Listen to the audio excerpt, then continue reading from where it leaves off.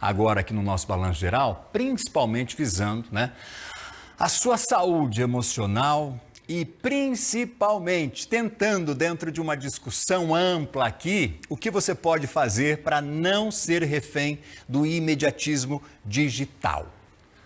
Para muitos, não tem o que fazer, Valdinei. A gente vive isso, não tem como escapar, mas é fato que isso também está trazendo alguns reflexos muito negativos. Sentimos a necessidade mesmo de realizar tarefas e de obter resultado cada vez mais rápido, na sua opinião, especialistas? Dizem que sim, mas e você de casa? Eu quero que você mande mensagem, eu quero que você participe. Nesse sentido, nós temos aqui uma ferramenta que se multiplicou e que multiplicou essa ansiedade em nós também. As tecnologias e as telinhas. A gente recebe aqui 3 especialistas para bater um papo ao vivo aqui no nosso Balanço Geral. Como eu falei, queremos a participação dos nossos telespectadores. Nós temos a psicóloga aqui, a Camila Maders, veio falar mais uma vez sobre comportamento, sobre a saúde, sobre o bem-estar e sobre o nosso emocional diante de situações corriqueiras. Nós também, inclusive ficou ali no meio das duas, não teve escapatória, hein, Ciro? Ciro Canavarro, ele é especialista em tecnologia e a Michele Guedes aceitou o nosso convite, ela é consultora em RH para falar também sobre essas questões do dia a dia, o impacto que isso tem na vida do trabalhador e na rotina do trabalhador. Mas em off aqui, tá ruim esse enquadramento, né? Pra caramba, deixa eu ficar desse lado aqui, porque senão o povo fica meio perdido lá, ó. Vamos fazer aqui na 3, ó. Vem na 3 aqui, fica mais fácil. Veja lá, acho que aí melhorou. Aí fica melhor. Vou começar com o senhor, seu Ciro, porque é o seguinte, as meninas aqui disseram, inclusive, que você é o responsável de tudo. Porque a tecnologia ela foi criada para trazer uma ferramenta importantíssima e ajudar todos nós. Mas, ao mesmo tempo, ela trouxe também um vício. Ou seja, você está cada vez mais conectado aqui. É um problema? Boa tarde, seja bem-vindo. Boa tarde, Valdinei. Existe um problema, tá? A tecnologia ela é viciante, porém a tecnologia também proporcionou a empresas, a pessoas a trabalharem de lugares diferentes, atingir vários clientes que fisicamente ela não atingiria. Uhum. Então, ela tem o seu lado positivo. Eu sou da área de tecnologia, apaixonado por isso, então eu vejo que tem mais questões positivas do que negativas. Uhum. Porém, o uso excessivo acaba causando problemas psicológicos, daí já essa parte psicológica não é comigo, e tem as especialistas aqui que conhecem muito bem. Eu acho que assim, a cada vez mais os dispositivos eles estão alertando. Então, os smartphones mesmo, ele te dá um relatório semanal do que você usa. Então, você pode olhar aquilo ali e falar, estou excessivo nessa rede social. E se policiar. Ao mesmo tempo que ele te oferece ferramentas para você continuar cada vez mais conectado, ele também te dá esse feedback de, olha, você está passando determinado tempo aqui dentro. Do limite. E aí, na questão de muitas pessoas não conseguem se desligar porque trabalha 24 horas e tudo, existem ferramentas. Tanto, vou dar um exemplo, o WhatsApp, existem várias ferramentas de WhatsApp empresarial que você pode responder e avisar, mandar mensagem para o cliente, é das 8 às 18, no dia seguinte você será respondido. Agora tem aquelas pessoas que não conseguem ver uma notificação no celular que ela tem que pegar ele.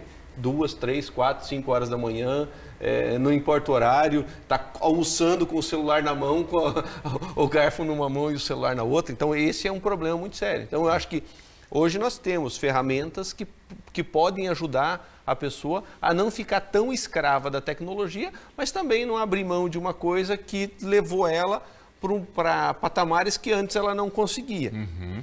Vou dar um salto aqui para falar com a Michele, porque aí vem de encontro com o Ciro estava dizendo para nós sobre as demandas que a internet vai trazendo. Mencionou aqui o WhatsApp, os empresários, os profissionais de todas as áreas, as pessoas comuns que não têm essa atividade profissional, mas que estão conectadas. Que impacto isso tem na nossa vida profissional, no dia a dia, ali, nas tarefas diárias como profissional? Seja bem-vinda, Michele. Boa tarde. Boa tarde. Então, o que acontece é que as ferramentas estão disponíveis, como o Ciro falou, para utilização pessoal e profissional. Então, a primeira coisa que você tem que fazer é dividir isso. Qual ferramenta é pessoal e qual é profissional? Tá? Então, utilizar essas ferramentas nos horários adequados que você está disponível no seu contrato de trabalho. Ah, mas Michele, eu sou autônomo. Aí você tem que estabelecer um canal em que você avise o seu horário de atendimento para você não ficar refém. Porque acontece da pessoa acordar 2 horas da manhã, ah, mas eu gostaria de comprar isso, e te mandar um WhatsApp. Você não precisa responder. Entendendo essa divisão, o que é pessoal e o que é profissional. Então, o profissional ele precisa estar planejado nos seus horários que você dedica ao teu negócio ou à tua empresa. E falando das empresas, os empresários, eles sabem disso, eles são orientados. Aí eu vou usar aqui um termo, uma condição mais hierárquica do patrão com o empregado ali, com o colaborador, de que o empresário, dono da empresa, enfim, o gestor, ele tem essa noção de que ele não pode mandar mensagem para o colaborador fora do horário. As pessoas, elas lidam bem com isso ou não? Então, isso é um pouco delicado mesmo. Até em off nós falávamos disso ali, né, antes no camarim. E o que acontece? Muitas empresas, por mais que a parte digital, tecnológica seja algo que já vem há algum tempo, mas a novidade em si dos tipos de contrato de trabalho, ele precisa ser estabelecido. De que horário que você fica disponível para a empresa. Tá? Então, realmente, tem gestores, donos de empresa, que acabam mandando mensagens fora do horário. Mas se isso for de sua responsabilidade desde o teu início lá do contrato de trabalho, que você acordou isso, ok. Mas se isso você tem que falar, ó, quais horários eu vou ficar disponível? Eu preciso ficar com o meu WhatsApp pessoal? Normalmente não. Porque isso gera gatilhos, isso gera ansiedade. Quando o colaborador enxerga uma mensagem ali direcionada a ele, automático o estímulo, grupo, né? Isso, ou mesmo no grupo. Aliás, são muitos os grupos, né? Muitos grupos, muitas plataformas falando a mesma linguagem, trazendo ali uma responsabilidade, uma ansiedade muito grande para o colaborador. Exatamente. Então, por isso que tem que ter esse controle. E os gestores, donos de empresa, eles precisam estabelecer para que isso também... eu tenho uma demanda, eu preciso mandar às 8, 10 horas da noite, antes de eu viajar amanhã de manhã. Ok, mas ele não precisa responder no mesmo horário. Ele vai ver só às 8 da manhã, ok. Então, se você quer enviar às 22 para não esquecer, ciente de que o seu funcionário vai olhar só às 8 da noite. Da manhã, desculpa. Da manhã. Camila, agora é contigo, porque o que a gente ouviu aqui, tanto do Ciro quanto da Michele, é o seguinte: falta gerenciamento de algum dos lados, né? Ou da pessoa comum, da pessoa que está recebendo essa informação, ou nesse caso que a gente estava abordando aqui do gestor, enfim, mas de uma forma geral, nós não estamos gerenciando a nossa vida aqui dentro. Exatamente. Boa tarde. Boa tarde, Valdinei. Então, assim, quando a gente fala do imediatismo, nós precisamos entender que nós estamos falando de algo muito próximo à nossa cultura e à nossa geração de hoje, né? Então, até nós conversando antes, nós pontuávamos a diferença que nós temos hoje de geração. Então, nós tínhamos antes uma geração que dentro da psicologia a gente chama de geração da espera. A gente esperava, então eu queria assistir a minha novela, eu esperava às 8 da noite para assistir, e no outro dia, às 8, eu estava lá de novo para acompanhar. Isso mesmo. Hoje, nós temos a geração do imediatismo. É uma geração que eu vou assistir quando eu quero, eu tenho lá disponível para mim, se eu quiser assistir um capítulo, 2, 3 no mesmo dia, então eu consigo fazer no momento que eu quero fazer. E aí me cria a expectativa de que eu tenho o controle do tempo. Então, por que nós não conseguimos hoje fazer um planejamento, definir um objetivo sobre o imediatismo? Porque eu entendo que eu consigo gerenciar o meu tempo. E na verdade não, tem uma série de coisas que nós precisamos entender que nós não vamos conseguir gerenciar. Por exemplo, eu vou iniciar a academia hoje, não é em um mês que eu vou ter um resultado.